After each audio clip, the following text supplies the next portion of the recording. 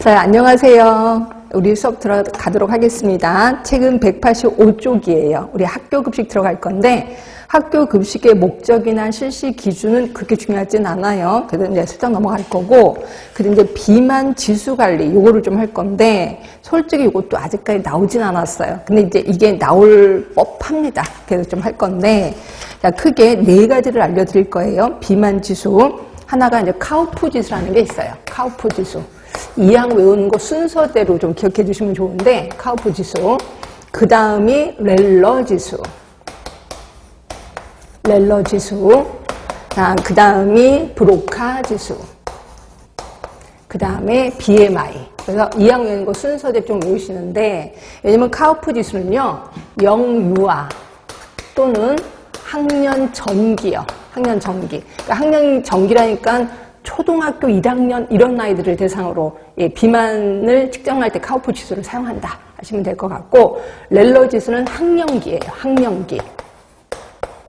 그 다음에 브로카 지수가 학령기 이후인데요. 여기 좀 해석하기 좀 나름 좀 다르긴 하는데, 학령기 이후. 그러니까 학령기 하면 대부분 초등학교 쪽이거든요. 근데 학령기 이후 하면은 초등학교 지나서 중학교인가요? 라고 하는데, 그게 아니라 학령기 뒤쪽이라고 생각하시면 돼요. 요즘은 조금 영양들이 좋아져서, 체력이 좋아져서 학령기 뒤쪽. 그러니까 한 6학년 정도 생각하시면 될 것 같고요.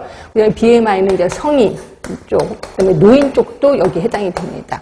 근데 솔직히 고등학생도 해당이 되면 좀 될 것 같긴 해요. 왜냐면 고등학생 같은 경우도 체력이 어른처럼 비슷하잖아요. 그래서 이제 고등학교도 BMI를 좀 한다 하시면 될 것 같고, 근데 시험 문제는 어떤 식으로 나오냐면, 학령기의 비만도 지수는 뭐냐? 렐러 지수. 또는 학령기 이후의 비만도 지수는 뭐냐? 브로카 지수. 이런 식으로 단답형으로 좀 나옵니다. 예, 그렇게 해서 기억해 두시면 되고, 그 다음에 이제 구하는 식도 좀 외우기 편해서 좀 기억해 두시면 되는데, 일단 BMI는 키 미터의 제곱분의 kg예요. 근데 대부분 키 단위가 미터면 대부분 성인입니다. 근데 아이들은 미터가 의의가 없잖아요. 센티미터로 하고 있거든요. 그래서 카우프 지수는 자, 단위만 바뀌어 센티미터의 제곱분의 kg 몸무게입니다. 그리고 곱하기 10의 4승이에요. 자, 그리고 렐러 지수는 자, 센티미터의 제곱분의 kg 곱하기 똑같죠? 곱하기 10의 7승입니다. 그죠? 그 다음에 얘 브로카는 표준 체중 분의 실제 체중에서 표준 체중을 뺀 거예요. 그리고 곱하기 100을 하고 있습니다. 그래서 당연히 외우실 거는 저 위에 순서대로 카우프, 렐러, 브로카, BMI 순서대로 외우시고, 학년 전기, 학령기, 학령기 이후 성인 이렇게 외우시면 되고, 혹시라도 이게 이제 시험들이 좀 나오니까 나온다면 이 위쪽 부분이 좀 나올 거고, 좀 어렵게 나온다면 밑에 구하는 공식까지 나올 것 같기도 하는데, 구하는 공식까지 제가 외우긴 좀 그렇고, 요것만이라도 좀 BMI, 미터의 제곱분의 kg 요것만이라도 좀 알고 계시는 게 좋을 것 같긴 해요. 자, 그러면 책을 좀 보겠습니다. 자, 책 보시면 밑에 BMI 수치 거기 보이시죠? 가운데 체질량 지수 똑같은 말이에요. BMI나 체질량 지수나 미터의 제곱분의 kg라고 했고요. 여기 보시면 자, 비만 보시면 25 보이시죠? 그러니까 막 수치가 되게 많이 있는데 그냥 여러분 머릿속에 25 이상이면 비만이다 이렇게 생각하시면 될 것 같아요. 근데 이게 동양인만 해당이 됩니다. 서양인은 30부터거든요. 근데 하여튼 동양인 25 이상이면 비만 이렇게 알고 계시면 되고, 자, 렐러 지수입니다. 자, 렐러 지수는 학령기에 적용한다라고 했고, 거기 센티미터의 세제곱이구나. 제가 착각했습니다. 센티미터의 세제곱입니다. 세제곱.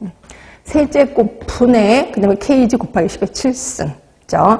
자, 그리고 밑에 쭉 내시면 카우프 지수 보이시죠? 영유아기부터 학령기 전까지 하는 거고, 센티미터의 제곱분의 kg 곱하기 10의 4승입니다.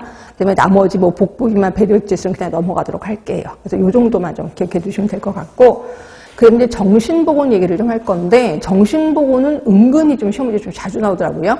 특히 정신장애 원인이 크게 2가지로 나뉘어요. 내부적인 원인이 있고 외부적인 원인이 있습니다. 이제 내부적인 거는 타고난 거지 뭐. 그래서 유전적인 거 또는 신경화학적인 거, 뭐 신경해부학적인 거, 뭐 이거 면역학적인 거 이런 것들인 거고요.